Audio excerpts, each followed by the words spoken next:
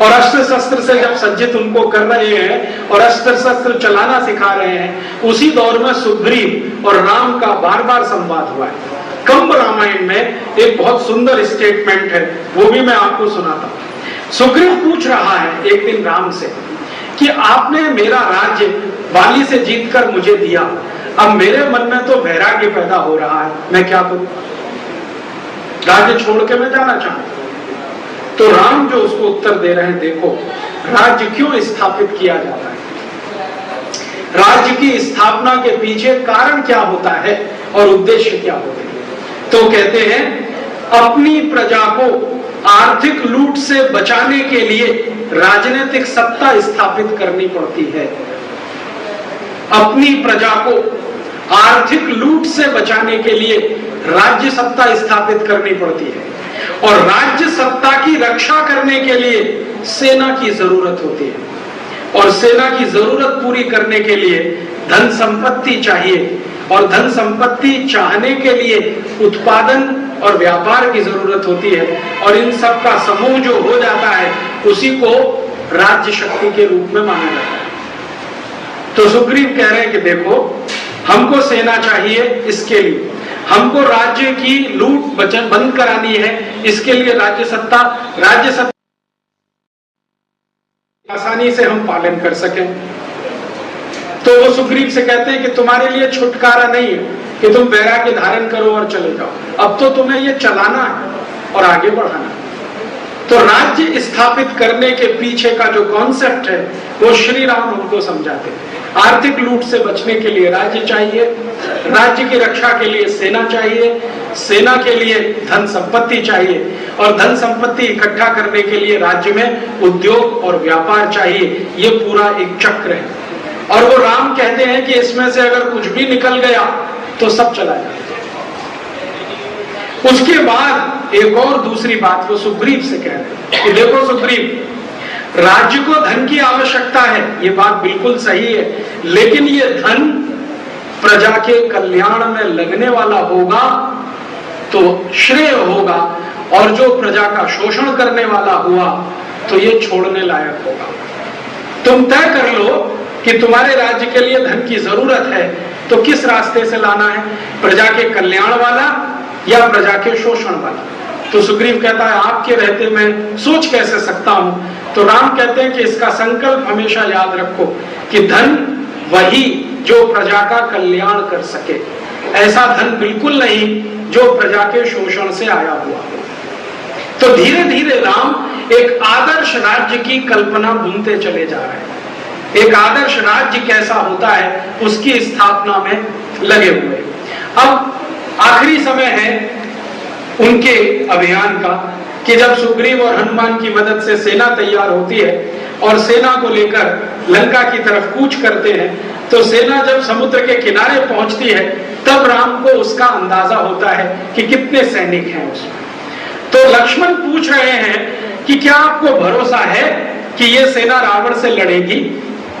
तो राम उनको कहते हैं कि हाँ, भरोसा ही नहीं विश्वास है कि ये लड़ेगी ही नहीं, रावण को पराजित करेगी। तो कहने लगे वो कैसे? तो वो कह रहे हैं कि ये जो सब सैनिक है ना, ये फुल टाइमर नहीं है, पूर्णकालिक सैनिक नहीं है, ये सब अर्धकालिक है।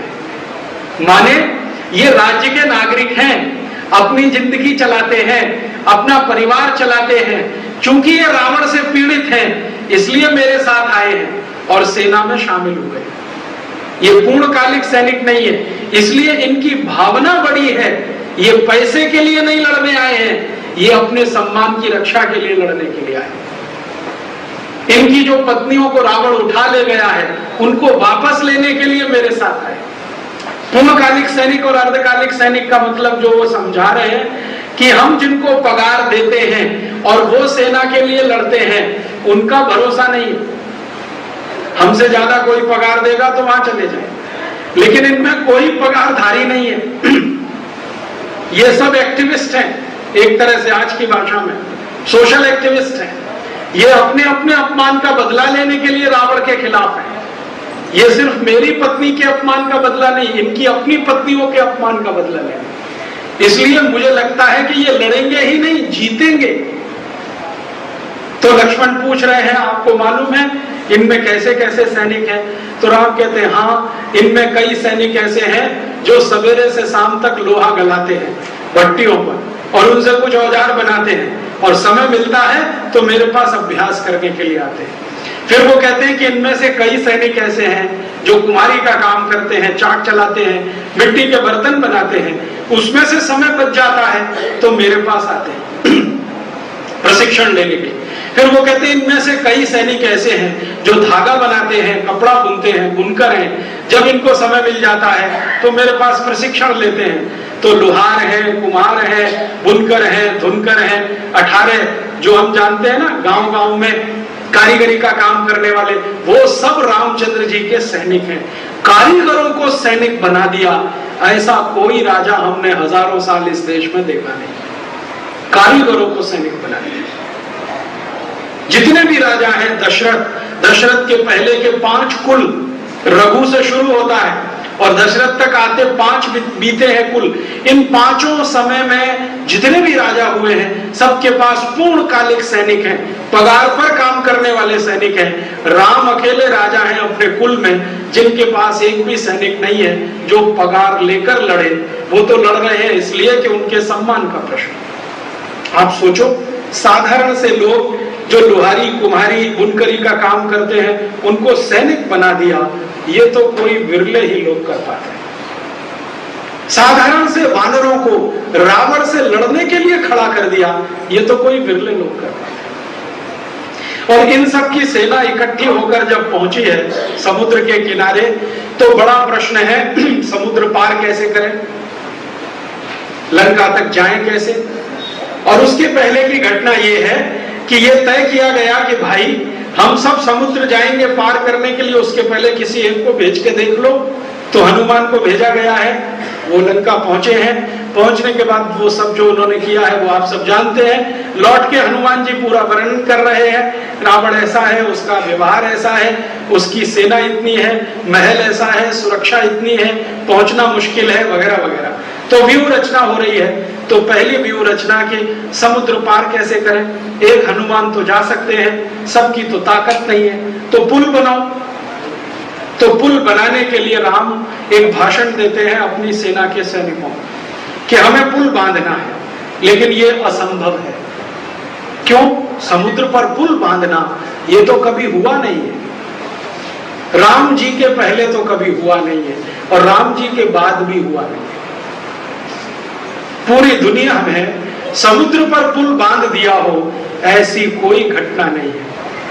और बचपन में मैं सुना करता था, हमारे भारत में कुछ ऐसे लोग हैं जो अपने आप को अथीस्ट कहते हैं। अथीस्ट समझते हैं? नास्तिक, जो भगवान को नहीं मानते, ईश्वर को नहीं मानते, राम को नहीं मानते, रामचरितमानस को नहीं मानते। वो ये कहते हैं ये सब कल्पना है, कपोल कल्पना है। ऐसे बहुत लोग हैं। उनमें से हमारे एक टीचर भी थे, हिंदी पढ़ाते थे हमको, और एकदम नास्तिक। और आप जानते हैं कि हिंदी में तो ये सब आता ही है, रामचरितमानस भी आता था, हमें पढ़ना पड़ता था, और 10 नंबर का सवाल भी आता था उस पर। तो उन्हें वो रामचरितमानस पढ़ानी भी पड़ती थी। तो वो पढ़ाते जाते थे, अंत में एक लाइन जोड़ देते थे, ये सब कल्पना है, ये सब कल्पना है। अब एक दिन हम सब पढ़ रहे थे यही कि भगवान राम ने पुल बांधा। तो पुल बांधा तो उसका वर्णन तो बहुत विस्तार से, मैं तो आपको संक्षेप में बता रहा हूं।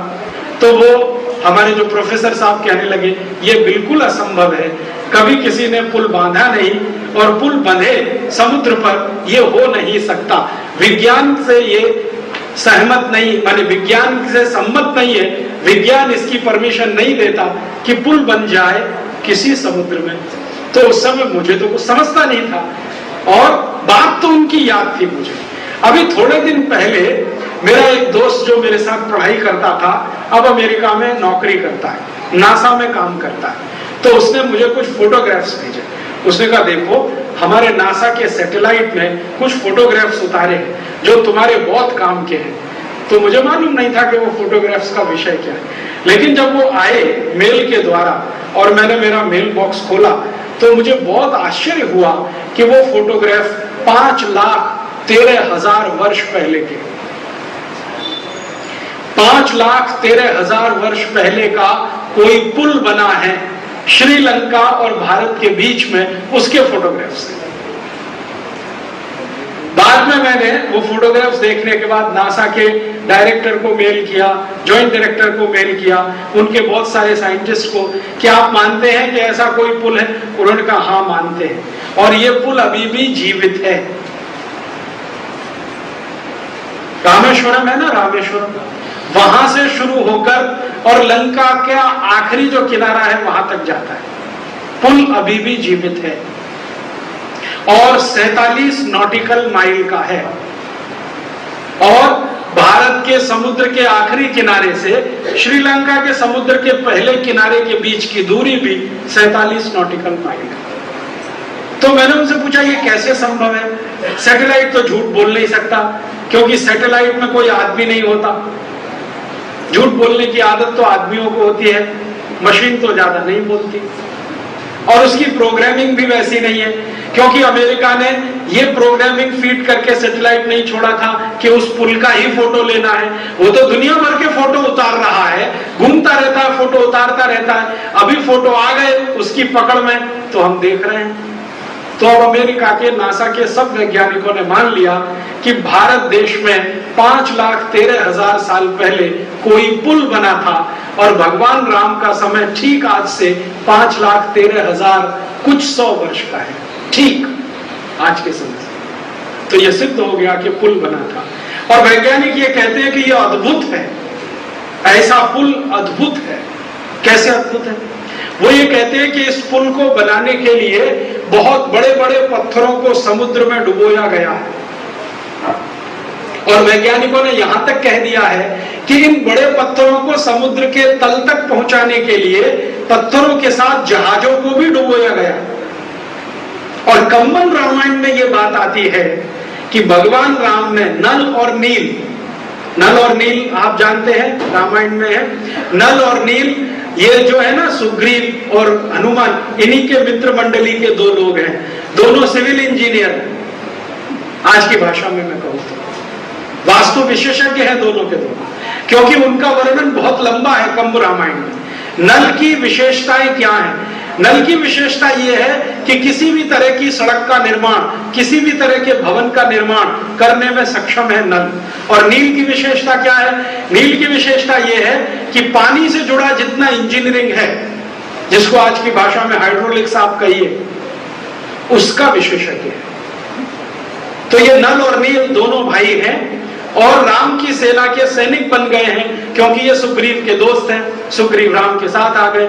तो नल और नील ने पुल की नींव रखी है, ये हमने कंब रामायण में बार बार पढ़ा है। और नासा का सैटेलाइट कहता है कि नींव रखी गई है, तो कुछ जहाज पत्थर लेके स्वयं डूबे हैं, क्योंकि वो जहाज भी अभी तक वहां है नीचे उन पत्थरों के साथ, और उन जहाजों का कुछ हिस्सा निकालकर कार्बन डेटिंग किया गया, तो उम्र उनकी भी 5,13,000 और कुछ 100 वर्ष निकल गए। और कंब रामायण में कंब ऋषि ने बहुत विस्तार से वर्णन किया है कि कैसे एक जहाज को राम भेज रहे हैं, उसमें पत्थर रखे हुए हैं, और वो जहाज डूब रहा है, फिर उसके ऊपर दूसरा डूब रहा है, फिर तीसरा डूब रहा है, ऐसे 47 जहाज डूबे हैं, उनके पत्थर रखे गए हैं, तब जाकर एक दीवार बनी है, फिर दूसरी दीवार, फिर तीसरी दीवार, इस तरह से पुल का निर्माण हुआ है। और वो पुल पूरा होने के बाद ये जो सेना है ये उस पर से लंका गई है। पुल बनाते समय बहुत ध्यान रखा है नल और नील ने, इससे समझ में आएगा कि टेक्नोलॉजी कैसी है। नल और नील संवाद कर रहे हैं राम से कि पुल कैसा होना चाहिए, आप जरा बताइए। तो राम कहते हैं भाई तुम विशेषज्ञ हो, तुमको पता होना चाहिए कैसा होना चाहिए, तो लेकिन आप तो गूढ़ रहस्य भी जानते हैं, आप बताइए। तो राम कहते हैं देखो, पुल ऐसा होना चाहिए जिस पर से मेरी पूरी सेना पार हो जाए और जरूरत पड़ने पर वापस भी लौट आए। ऐसा नहीं कि सेना पार हुई और पुल गया, जाए पूरी सेना और लौटकर वापस आए। तो नल और नील बड़े आश्चर्य में पड़ गए। वो कहते हैं कि आप ऐसा क्यों कह रहे हैं कि हमारी सेना जाए और लौट के भी वापस आए? तो राम कह रहे हैं कि मैं जिस रास्ते जा रहा हूं इसी से वापस भी आऊंगा, तो नल और नील पूछ रहे हैं कि भगवान, वो तो बड़ी अच्छी नगरी है लंका, सोने की है, हीरे जवाहरात है, बहुत धन है, बहुत संपत्ति है, आपके बारे में तो मैं ये सोच रहा हूं कि आप वहां जाके रहेंगे, रावण को मारेंगे और वहीं अपना आवास बनाएंगे। तब नल नील को उन्होंने कहा है, जननी जन्मभूमिश्च स्वर्गादपि गरीयसी, कि जिस भारत माता ने मुझे जन्म दिया है वो स्वर्ग से महान है। भले वहां सुविधाएं कम हैं, धन संपत्ति कम है, लेकिन मैं लौटूंगा अपनी जन्मदात्री के पास, मैं लंका में नहीं रहने वाला। इसलिए पुल बनाते समय ध्यान इस बात का रखो कि सेना जानी चाहिए और पूरी वापस आनी चाहिए, तब तक पुल टूटना नहीं चाहिए। तब नल और नील कहते हैं कि तब तो इसमें समय लगेगा। तो राम कहते हैं लगने दो, तब तक तुम समय लगाओ पुल बनाने में, मैं सेना का प्रशिक्षण करता हूं, दोनों काम होते हैं। तब कंब रामायण में एक वर्णन है कि नल और नील कोई विशेष तरह का एक पदार्थ तैयार कर रहे हैं जो पत्थरों को जोड़ने का काम करे, और ऐसा पदार्थ हो जो पानी में भी ना घुले। तो नल और नील को यह पदार्थ तैयार करने में 13 दिन लगे हैं, जड़ी बूटियों का और पत्थरों का चूरा बना के, लेकिन पदार्थ इतना अच्छा तैयार हुआ है कि 2 पत्थर के बीच में लगा दो तो पानी से भी ना घुले। और अब नासा ने यह मान लिया है कि जो पत्थर आपस में जुड़े हुए हैं, कुछ अद्भुत पदार्थ से जुड़े हुए हैं जो 5,13,000 साल बीतने के बाद भी अभी तक घुला नहीं है, और पत्थरों को जोड़कर उसने अभी तक रखा हुआ है। इसका माने कोई तो सिविल इंजीनियरिंग की टेक्नोलॉजी रही होगी। आज की आधुनिक विज्ञान में ले देके जोड़ने के लिए एक ही चीज है, वो है सीमेंट, और सीमेंट की अधिकतम जिंदगी 100 साल है। 100 साल का सीमेंट है। अच्छी से अच्छी बिल्डिंग कितनी भी कंक्रीट वाली आप बना दो, 100 साल के ऊपर नहीं टिकती, 100 साल के बाद बिल्डिंग जाती ही है। उससे अच्छा तो भारत का चूना है जो कम से कम 500 साल टिकता है, जिससे राणा प्रताप का किला बना हुआ है, या तो जोधपुर का किला बना हुआ है, या तो ये जयपुर का किला बना हुआ है, या तो शिवाजी महाराज के, वो 500-500 साल के हैं जो चूने से बने हैं। लेकिन नल और नील के पास इन दोनों से अलग कोई तीसरी चीज है जो 5,13,000 साल से टिकी हुई है। तो कंस्ट्रक्शन में, सिविल में इतनी ऊंची टेक्नोलॉजी ये तो किसी ने कल्पना नहीं की है। बहते हुए समुद्र के पानी पर पुल बना दे कोई, ये तो आज की इंजीनियरिंग के विषय के बाहर है। मेरे बहुत सारे दोस्त हैं जो सिविल और कंस्ट्रक्शन में हैं, और उनमें से मैं बहुत बार चर्चा करता हूं कि यार कोई तो कल्पना करो, कोई तो हाइपोथेसिस लाओ कि समुद्र के पानी पे पुल बन सकता है। उन्होंने कहा हमारी कोई हाइपोथेसिस और कोई कल्पना उतनी दूर तक जाती नहीं कि समुद्र के बहते हुए पानी पर पुल बन सके। मैंने कहा यार ये तो बनाया 5,13,000 साल पहले 2 बड़े सिविल इंजीनियर हुए, नल और नील, दोनों ने बना के दिखाया, और नासा ने अब मान लिया कि हाँ ऐसा पुल था। तो इससे सिद्ध ये होता है कि राम के जमाने की टेक्नोलॉजी कितनी ऊंची रही होगी।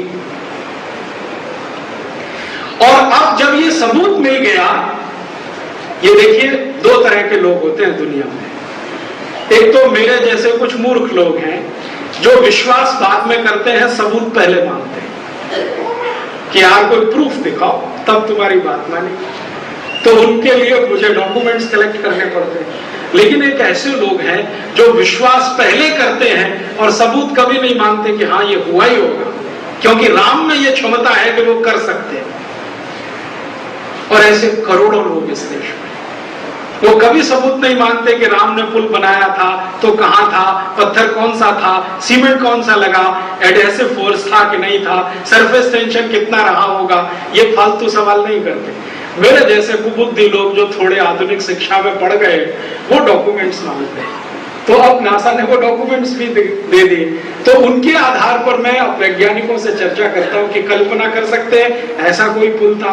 उन्होंने कहा हमारी विज्ञान तो फेल है। तो इसका माने 5,13,000 साल पहले की विज्ञान को ज्यादा ऊंची रही होगी, तभी यह संभव था। और पुल बना है पत्थरों से, ये कहानी तो सब जगह एक जैसी है, क्योंकि जहां पुल बना है वहां पत्थर ही पत्थर है और कुछ है नहीं। पत्थरों को जोड़ने के लिए कोई उन्होंने बनाया है पदार्थ, और वो पदार्थ इतना मजबूत कि इतने लाख साल टिक गए।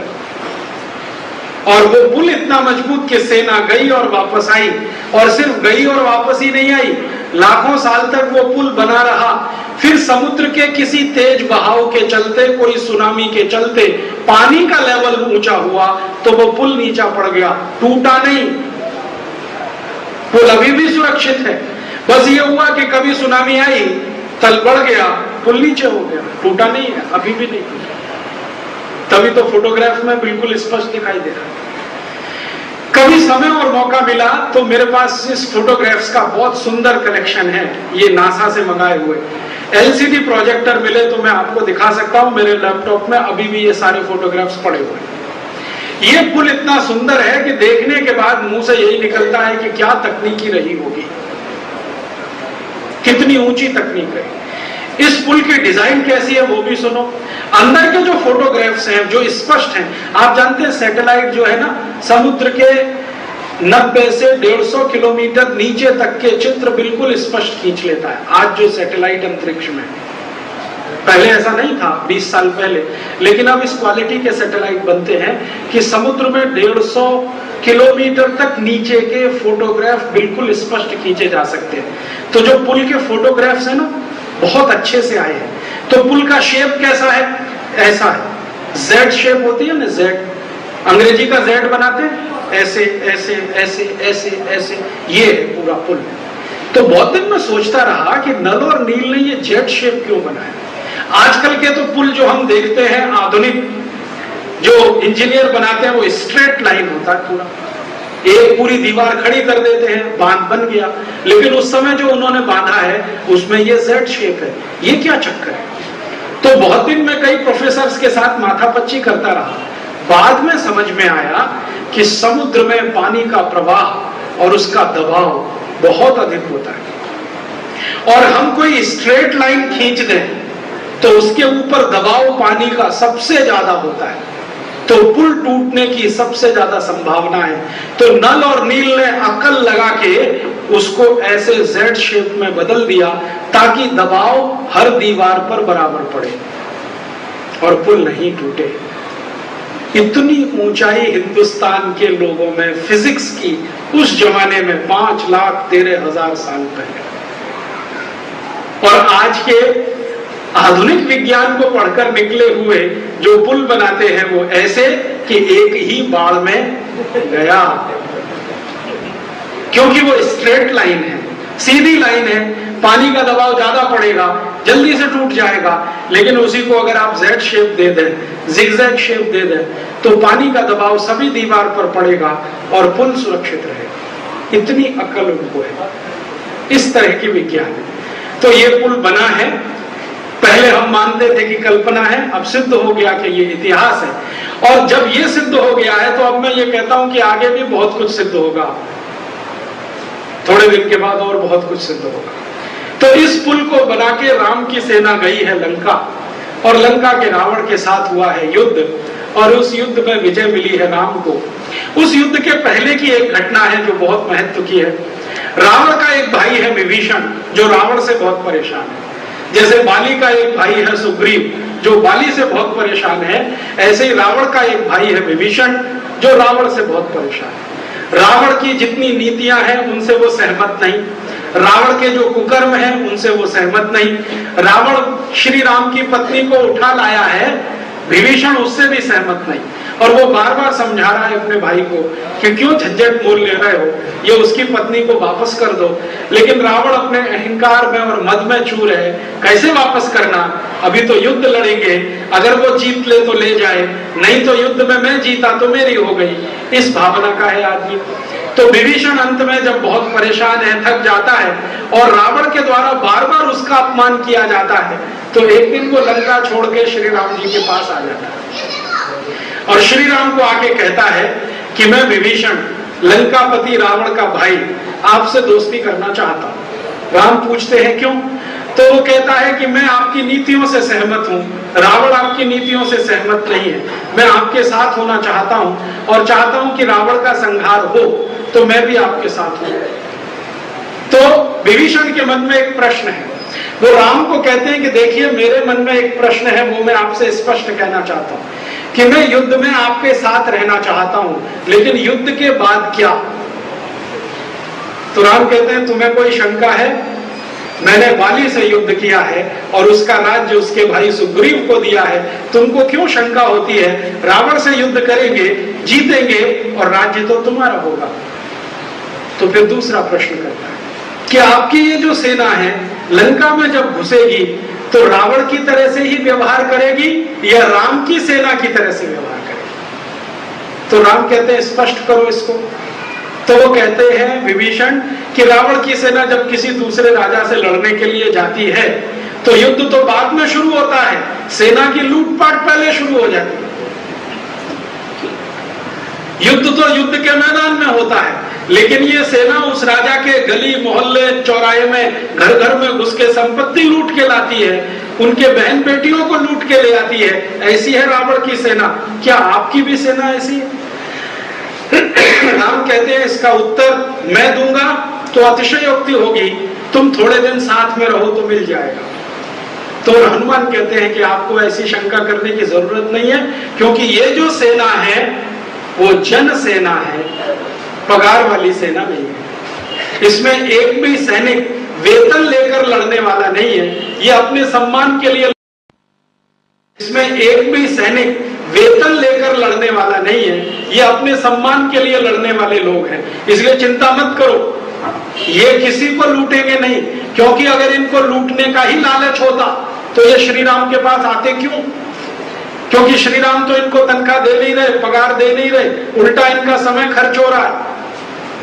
तो विभीषण आश्वस्त होता है। और तीसरी और आखिरी बात राम से पूछता है कि जब आप रावण को परास्त युद्ध में करेंगे तो अन्याय का बदला किससे लेंगे?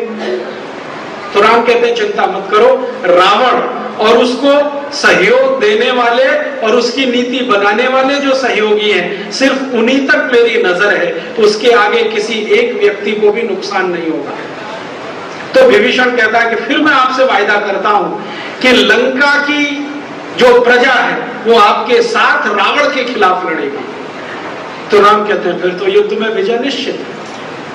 और उसी समय विभीषण के मन से ये निकल जाए, उसके मन में शंका ना रहे, तो राम उसका राज तिलक वहीं समुद्र के पानी और बालू से करते हैं कि आज से हम तुम्हें लंका का राजा घोषित करते हैं।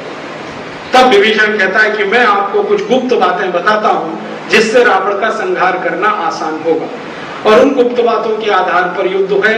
युद्ध की कहानी आप सब जानते हैं। रावण का संहार होता है, रावण मरता है, विभीषण को राजा बना दिया जाता है, सीता को लेकर राम अयोध्या वापस आते हैं और आगे की कहानियां आप सब जानते हैं। इसमें से जो मैं आपको ध्यान में लाना चाहता हूं वो ये कि राम कथा तो इतनी सी ही है, लेकिन इसका जो विश्लेषण है वो बहुत गहरा है। अब मैं आता हूं इस राम कथा से भारत की समस्याओं का समाधान। क्या समस्याओं का समाधान होता है? राम जी का पहला स्टेटमेंट जो आपने वो मैंने कोट किया, जो सबसे ज्यादा गंभीर और ऊंचाई वाला है, वो ये कह रहे हैं कि राज्य होता है आर्थिक लूट से प्रजा को बचाने के लिए, और राज्य बचाने के लिए सेना होती है, सेना के लिए सैनिक होते हैं और धन शक्ति की जरूरत होती है, लेकिन धन शक्ति शोषण आधारित नहीं। ये अब हिंदुस्तान की आज की समस्या क्या है और इसका समाधान इसमें से क्या निकलता है? आज का जो राज्य है हमारे देश का, जिसको अलग अलग राजनीति होता है, आज का जो राज्य है हमारे देश का, जिसको अलग अलग राजनीतिक दल चला रहे हैं, वो किसी भी नाम से हो, नाम लेके बात करने की जरूरत नहीं।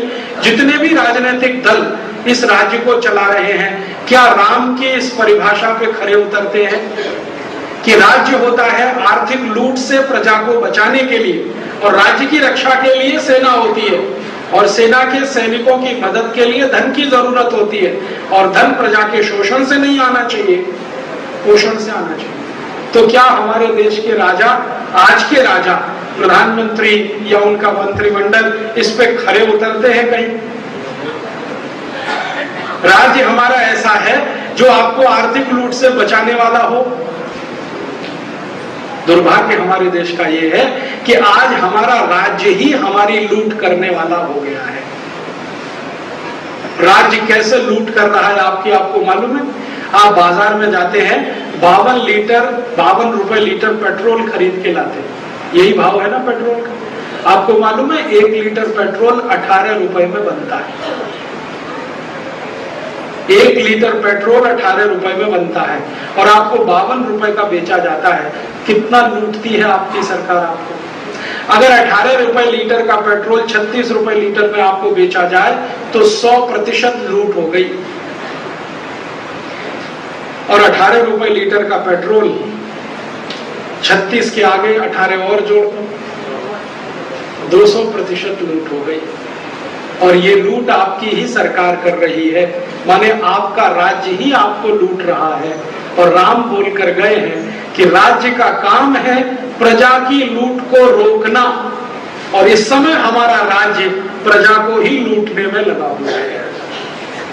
ये पेट्रोल का तो एक उदाहरण दिया। आपको मालूम है आप जिंदगी में कितने टैक्स भरते? सवेरे से शाम तक आप जितनी चीजें अपने जीवन में इस्तेमाल करते हैं, इन सभी वस्तुओं पर प्रत्यक्ष और परोक्ष रूप से 64 तरह के टैक्स लगते हैं। 64 तरह के। Central excise duty, central sales tax, फिर उसके बाद इनकम टैक्स, फिर कॉर्पोरेट टैक्स, फिर वैल्यू एडेड टैक्स, फिर स्टेट लेवल पे ढेर सारे टैक्स, टैक्स ही टैक्स। और ये एक तरह की लूट है। तो राम जी तो कह रहे हैं कि राज्य होता है प्रजा को लूट से बचाने के लिए, और यहाँ राज्य बन गया है प्रजा को लूटने के लिए। तो राम राज्य है इस देश में? नहीं। तो लाना है कि नहीं? लाना है। तभी तो राम कथा सुनने का कोई फायदा है, नहीं तो फायदा क्या? राम खुद ही कह रहे हैं राज्य ऐसा होना चाहिए जो प्रजा को लूट से बचाए, और हम राम कथा सुने और सुनाएं और प्रजा से लूट को बचाने वाला राज्य स्थापित ना कराएं, तो राम कथा का कोई महत्व नहीं। तो मेरा मानना है कि भारत की प्रजा की लूट बंद करानी है और राम राज्य लाना है, तो राम के सूत्र का पालन करना है। दूसरा एक महत्व की घटना है जो बीच की है पूरे कहानी में, और मैंने जानबूझ के छोड़ी अंत में बोलने के लिए। आप जानते हैं जब राम वन गमन कर गए हैं, दशरथ जी का स्वर्गवास हो गया है, तो उनके भाई भरत रामचंद्र जी को मिलने आए हैं, है ना? अयोध्या कांड, भरत राम संवाद। और ये जो भरत राम संवाद है ना, ये सभी कहानियों में है, सब कथा।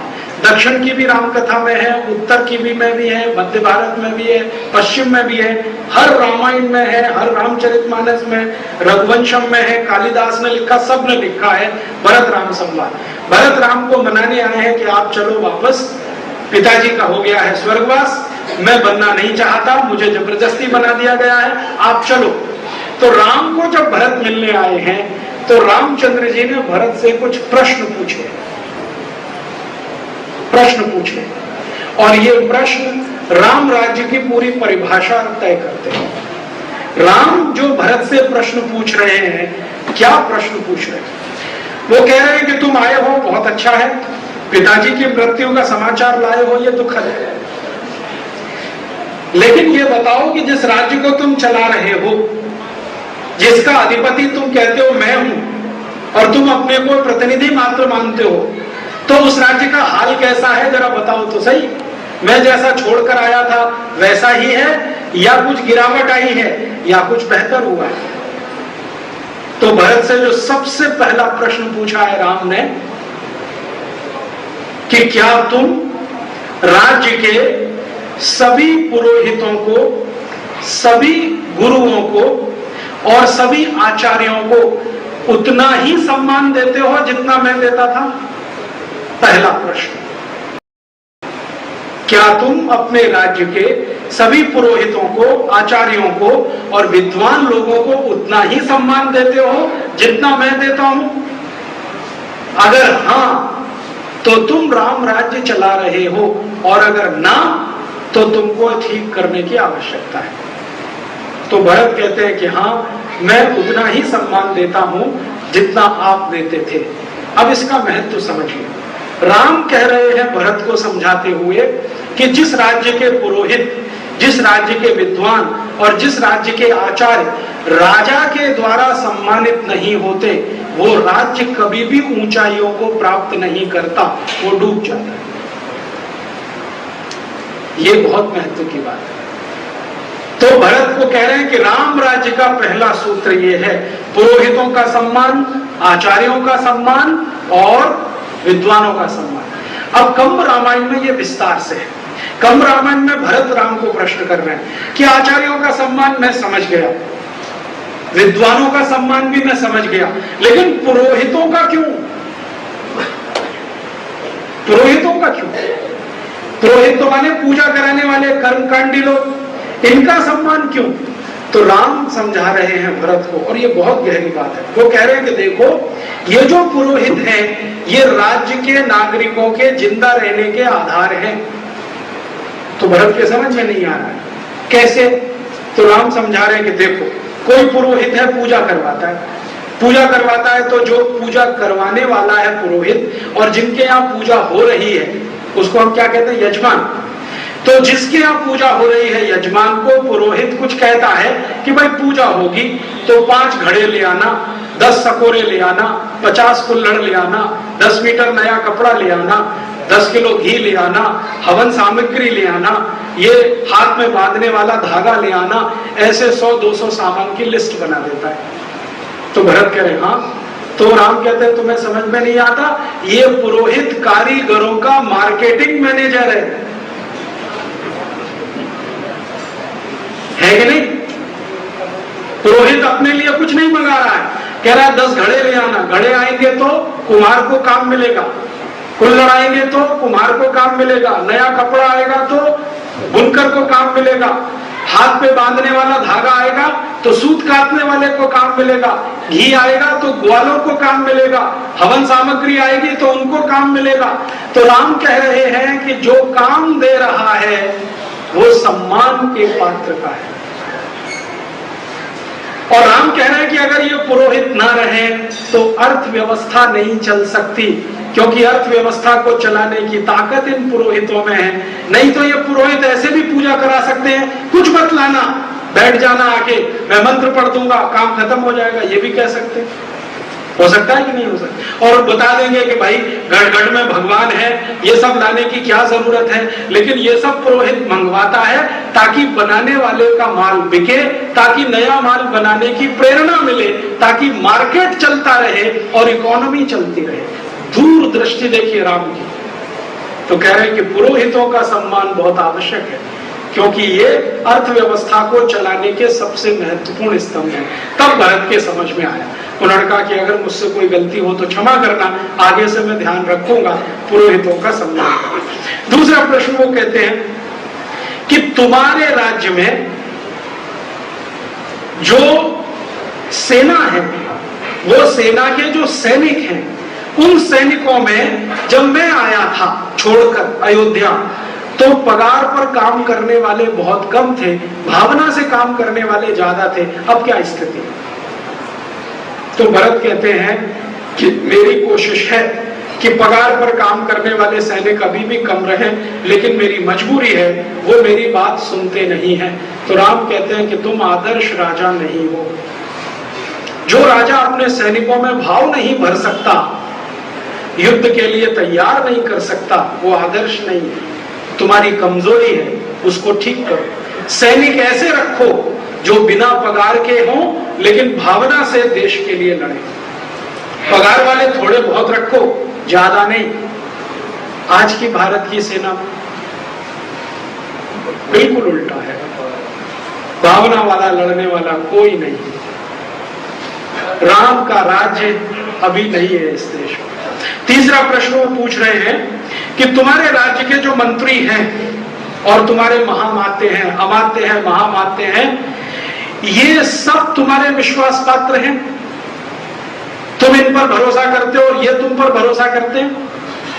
अगर हाँ तो राज्य अच्छा है, ना तो राज्य ठीक नहीं। आज के भारत में देखो, मंत्री प्रधानमंत्री पे भरोसा करते हैं, प्रधानमंत्री मंत्रियों पे भरोसा करते हैं। क्या हालत है दिल्ली की और क्या हालत है राज्यों की? राम जैसा राज्य कहते हैं, ऐसा नहीं।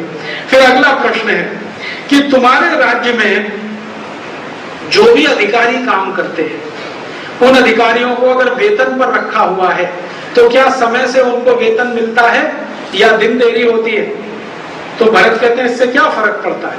तो कहते हैं नहीं, अधिकारियों को अगर वेतन पे रखा है तो समय से उनका वेतन देना, या तो उनको कह देना कि आप बिना वेतन के काम करो, ये नहीं कि वेतन देने का दिन आज है और आप 20 दिन बाद दे रहे हैं, तो उन अधिकारियों की वफादारी डिगते देर नहीं लगेगी और तुम्हारा राज्य डूबते देर नहीं लगेगी। तो ये हम सबके लिए सूत्र है। जो बड़ी बड़ी फैक्ट्रियां चलाते हैं, इंडस्ट्री चलाते हैं, उनके लिए भी ये सूत्र है कि क्या वो अपने काम करने वाले कर्मचारियों को समय से वेतन दे देते हैं। राम इसके पक्षधर हैं कि जो वेतन का दिन है उसी दिन मिल जाना चाहिए, आगे पीछे नहीं होना चाहिए। फिर उसके बाद अगला प्रश्न वो कर रहे हैं कि तुम्हारे राज्य में तुम माने राजा सुबह उठते हो ब्रह्म मुहूर्त में, प्रजा के बीच में जाते हो, उनका दुख दर्द रोज जानते हो, या महल में सोते रहते हो, कभी हफ्ते में एक दिन जाते हो? तो भरत कह रहे हैं कि आपकी परंपरा को जीवित रखने की मैं कोशिश कर रहा हूं, रोज ब्रह्म मुहूर्त में जाता हूं, कभी कभी प्रमाद आ जाता है, आलस्य भी आ जाता है तो नहीं जा पाता हूं। तो राम कहते हैं कि यही प्रमाद राज्य को डुबा सकता है। इसलिए राजा को बहुत आवश्यक है कि हर दिन प्रजा के बीच में जाए और उसके दुख दर्दों का हालचाल ले। आज का भारत, कौन सा प्रधानमंत्री आता है आपके दुख दर्द पूछने के लिए? और गलती से जो कभी आ गया तो कौन सा अधिकारी आपको प्रधानमंत्री के पास जाने देता है अपना दुख दर्द सुनाने के लिए? ये राम का राज्य नहीं है। फिर राम कहते हैं कि तुम एक व्यक्ति से सलाह लेते हो या अनेक से? तो भरत कहते हैं कि मैं कभी कभी अनेक से ले लेता हूं। तो राम कहते हैं ये बहुत खराब है, सलाह हमेशा एक से ही लेना, माने एडवाइजर एक को ही रखना।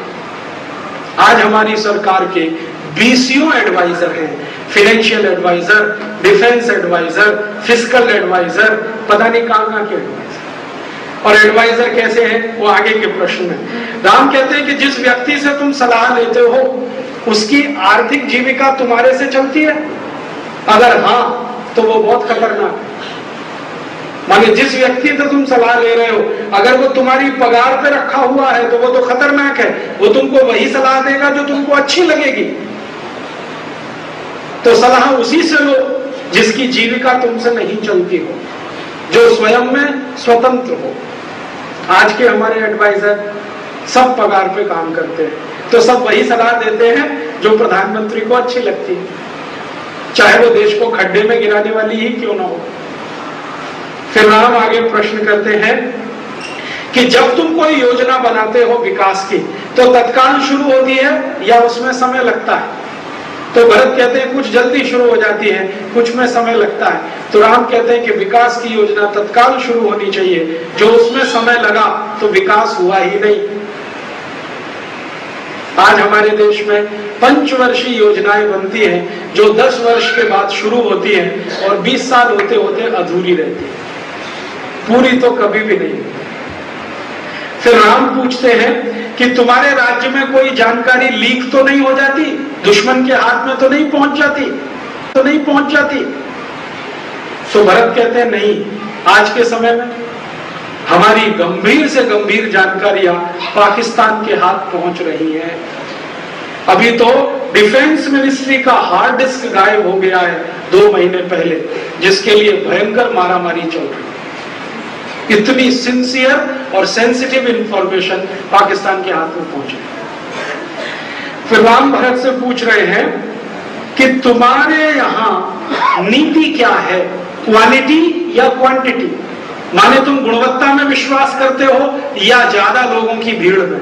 अगर गुणवत्ता है तो भीड़ की चिंता नहीं करना। आज के हमारे यहाँ भारत में हमारे यहाँ क्वालिटी नहीं है, अब तो भीड़ है, और भीड़ इतनी भयंकर, जो अब रिजर्वेशन का सवाल है ना, ये क्वालिटी को तो बिल्कुल खत्म करने वाला और भीड़ को बढ़ाने वाला। फिर राम पूछ रहे हैं भरत से कि तुम्हारे राज्य में भ्रष्टाचार की स्थिति क्या है? तो भरत कहते हैं कि स्पष्ट करिए। तो कह रहे हैं कि तुम्हारा जो कुल खर्चा है उसका 1%, 2%, या 3% के ऊपर।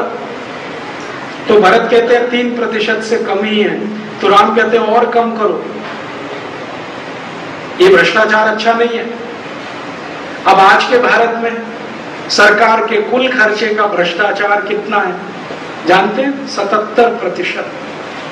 खुद सरकार कहती है सरकार का कुल खर्चा है ना, उसका 77% करप्शन में जाता है इस देश में। और राजीव गांधी तो और भी विचित्र बोल गए थे, वो कहते थे जब मैं 1 रुपया देता हूं तो 15 पैसे ही खर्च होता है, माने 85 पैसा भ्रष्टाचार में जाता, माने 85%। और रामचंद्र जी 1-2% की बात कर रहे हैं, कहते 3% के ऊपर है तो खतरनाक है, और यहाँ 85%। फिर राम पूछ रहे हैं कि तुम्हारे राज्य में जो गुनाह करने वाले हैं दंड देते हो उनको, तो दंड कैसा है? तो भरत कहते हैं कि मुझे मालूम नहीं है, आप बताओ कैसा दूं। तो राम उसको समझाते हैं भरत को कि देखो दंड बहुत कठोर होना चाहिए, लेकिन मानवीय तरीके से दिया गया होना चाहिए। कठोर होना चाहिए लेकिन तरीका मानवीय होना चाहिए, ताकि कठोर दंड इसलिए कि दूसरे को वो शिक्षा दे कि मैं गलती करूंगा तो इतना ही कठोर दंड मुझे होगा, लेकिन मानवीय हो, अमानवीय ना हो। मानवीयता का ध्यान है राम को, दंड भी देना है मानवीयता के साथ देना, ऐसे नहीं जैसे कोड़े मार रहे हैं अंग्रेजों की तरह से, उसमें मानवीयता नहीं।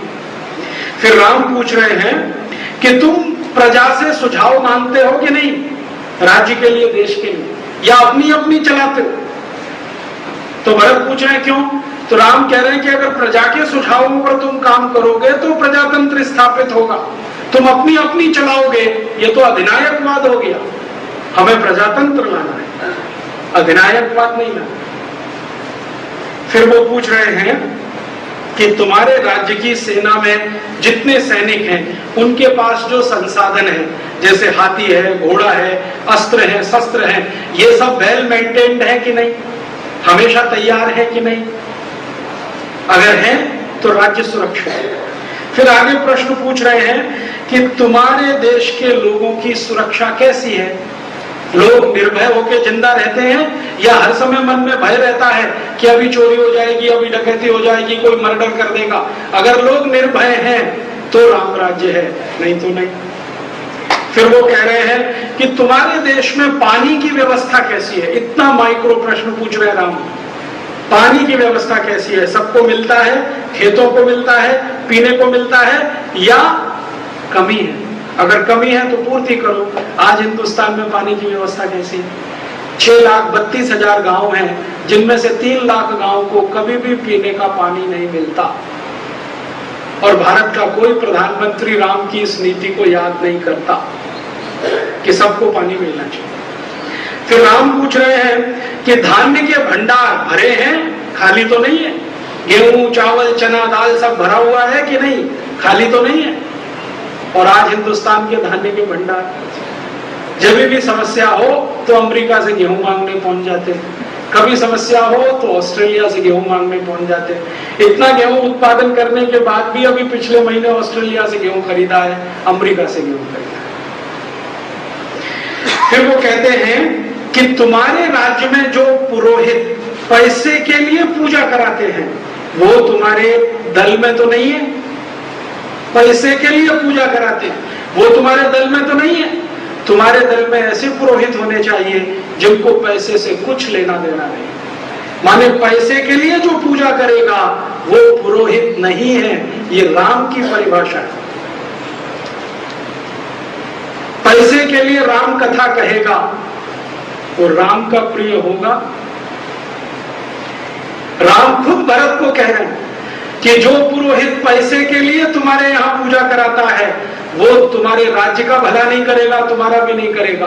और आज राम की कथा कहने वालों में कितने हैं जो बिना पैसे कथा कहते हैं? राम खुद यही कहते हैं। फिर राम कहते हैं, इसी को आगे एक्सप्लेन करते हैं कि ब्राह्मण और पुरोहित जो पैसे के लिए कुछ भी करने को तैयार हो उनको राज्य से निकाला दो, माने बहिष्कार कर दो, सीमा के बाहर छोड़ दो, वो खतरनाक है। और उसको भी आगे एक्सप्लेन करते हुए कहते हैं कि जो ब्राह्मण और पुरोहित पैसे के लिए काम करते हैं, अगर तुमने उनको निकाला नहीं दिया तो एक दिन यही तुमको निकाला दे देंगे और राज्य तुम्हारे हाथ से चला जाएगा। फिर आगे का बहुत अच्छा एक प्रश्न वो करते हैं कि देखो राजा में क्या गुण होने चाहिए। आदर्श राजा की परिभाषा उन्होंने दी है। तो वो कहते हैं कि राजा में सबसे बड़ा गुण होना चाहिए कि वो भगवान पर विश्वास रखे, माने आस्तिक हो, नास्तिक ना हो। तो भरत कहते हैं क्यों?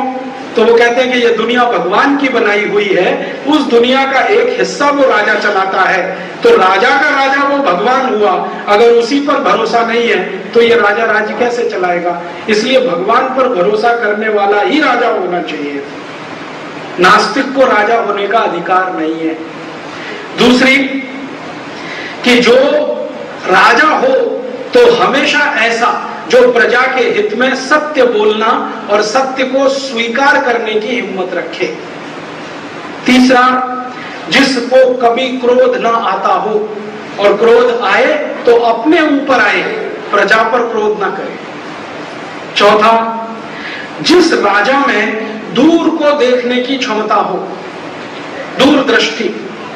पांचवा, जो राजा अपनी प्रजा के दुख दर्द को उतनी ही गहराई से महसूस करता हो जैसे वो अपने दुख दर्द महसूस करता है। फिर पांचवा, जो राजा राजकोष से एक पैसा भी अपने ऊपर खर्च ना करता हो, राजकोष के एक एक पैसे को प्रजा के लिए बचाता हो।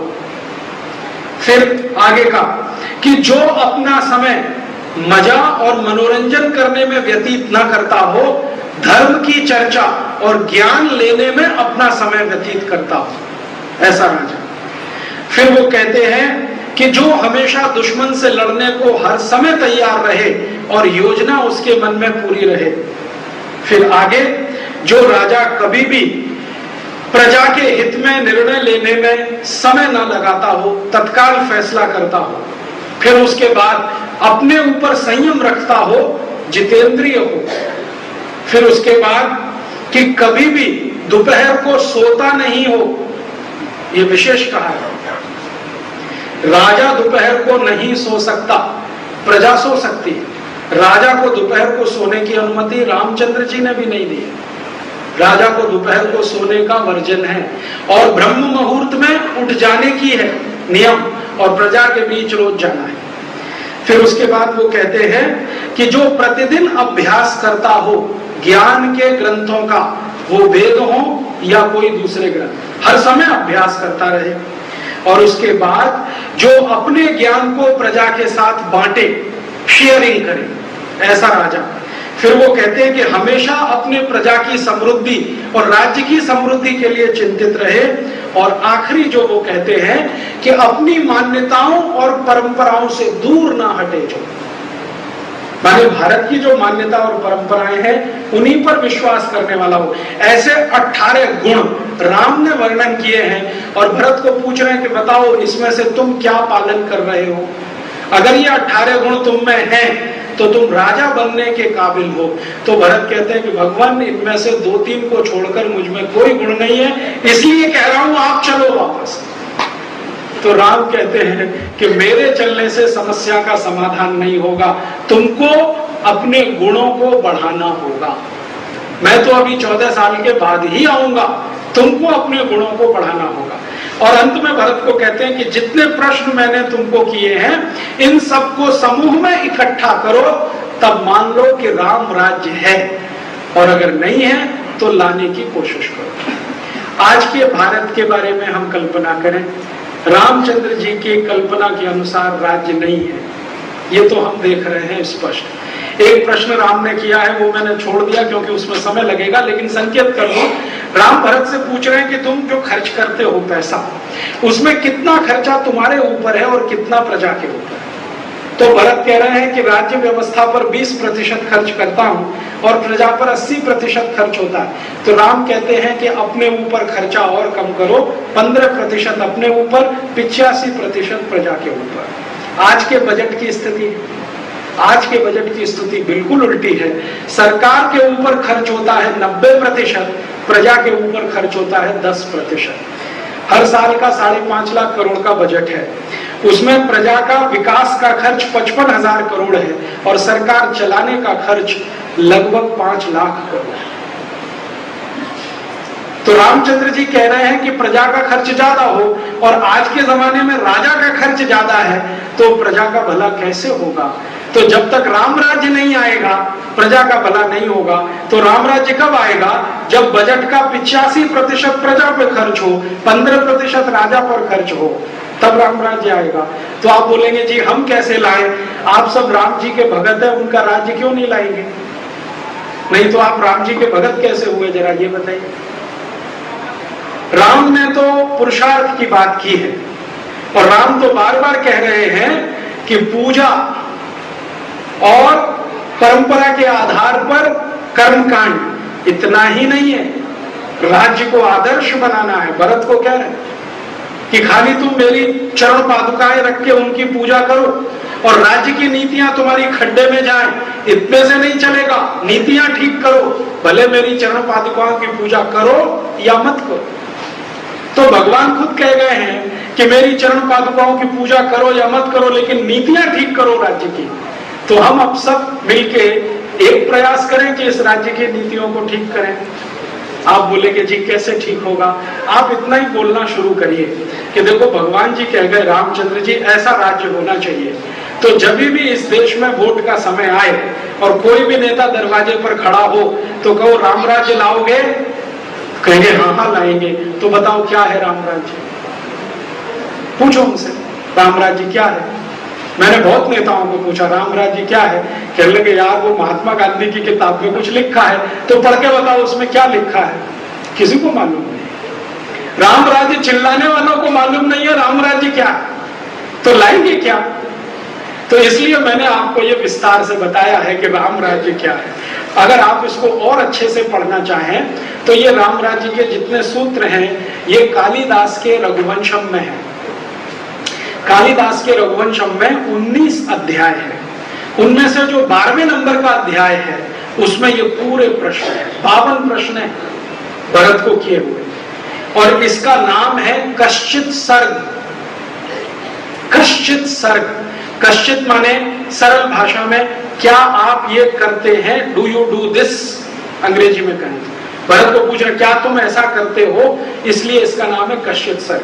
तो रघुवंशम का, कालिदास के रघुवंशम का कश्चित सर्ग पढ़िए। राम राज्य की सब नीतियां विस्तार से हैं और आप सब इसको लाने में लग जाइए। मुझे ऐसा भरोसा है कि आप, मैं, हम सब मिलकर राम कथा कहें, सुने, लेकिन राम राज्य स्थापना के लिए। तो आप कहेंगे जी हम तो राम कथा सुनते हैं मोक्ष के लिए, तो सुनो रामचंद्र जी क्या कह रहे हैं, और ये कह के मैं खत्म करूंगा। रामचंद्र जी विभीषण के साथ संवाद कर रहे हैं और विभीषण कहते हैं जीवन का अंतिम लक्ष्य क्या? तो राम कहते हैं मोक्ष।